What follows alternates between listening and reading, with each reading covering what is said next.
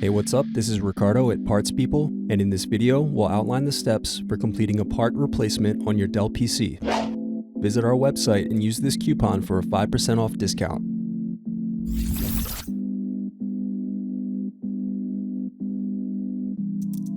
First, unscrew and slide out DVD optical drive. Then unscrew and remove bottom base.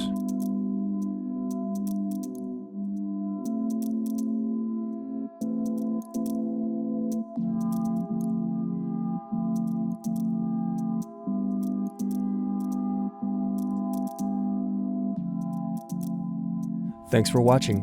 Don't forget to like and subscribe if you enjoyed this video. And if you need more, check out this playlist to watch other tutorials for your laptop. You can also click here to find parts for your laptop at partspeople.com.